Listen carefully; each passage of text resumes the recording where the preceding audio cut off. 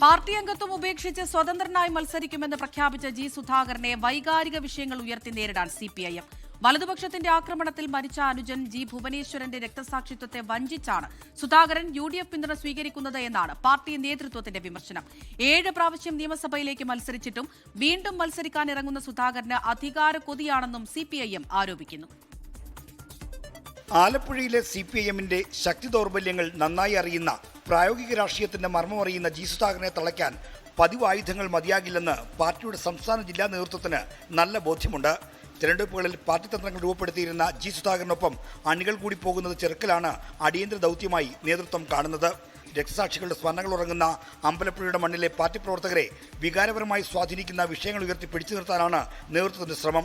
അതുകൊണ്ടാണ് രക്തസാക്ഷികളെ വഞ്ചിച്ചു എന്ന ആഖ്യാനം ചമയ്ക്കുന്നത്.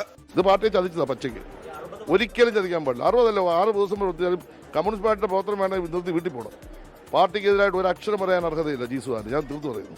1982 മുതൽ 7 തവണ നിയമസഭയിലേക്ക് മത്സരിച്ച ജി സുധാകരൻ സീറ്റ് കിട്ടാത്തതുകൊണ്ടാണ് UDF പിന്തുണയോടെ സ്വന്തമായി നിൽക്കുന്ന ആക്ഷേപവും പാർട്ടി അണികളെ വികാരം കൊള്ളിക്കാൻ ലക്ഷ്യമിട്ടുള്ളതാണ്. ഇതുപോലെ ഒരാൾ പാർട്ടിയെ ചതിച്ച് ഇങ്ങനെ നിലപാടിലേക്ക് എത്തിയാൽ എങ്ങനെയാണ് പാർട്ടി, കമ്മ്യൂണിസ്റ്റ് പാർട്ടി അതുപോലെ വരുന്ന ആളുകളെ നേരിടേണ്ടതെന്നുള്ള കാര്യം സഖാവ് ജി സുധാകരൻ തന്നെ മുൻകാലങ്ങളിൽ കമ്മ്യൂണിസ്റ്റായി ഇരിക്കുമ്പോൾ ഞങ്ങളെ പഠിപ്പിച്ചിട്ടുണ്ട്. അധികാരക്കൊതി, വർഗവഞ്ചന തുടങ്ങി തനിക്കെതിരെ വന്നേക്കാവുന്ന ആക്ഷേപങ്ങളെയെല്ലാം ഒരുമുഴം മുമ്പേ പ്രതിരോധിക്കുന്ന തരത്തിലായിരുന്നു ജി സുധാകരന്റെ ഇന്നത്തെ വാർത്താ സമ്മേളനം. നാളെ ചേരുന്ന CPIM സംസ്ഥാന സെക്രട്ടേറിയറ്റും ജി സുധാകരനെ നേരിടാനുള്ള തന്ത്രങ്ങൾ രൂപപ്പെടുത്തും. കൂടുതൽ പ്രകോപിപ്പിച്ചാൽ ജി സുധാകരനിൽ നിന്ന് കടുത്ത ആക്രമണമുണ്ടാകാൻ സാധ്യതയുള്ളതിനാൽ കരുതലോടെയാണ് പാർട്ടിയുടെ നീക്കം. 24 തിരുവനന്തപുരം.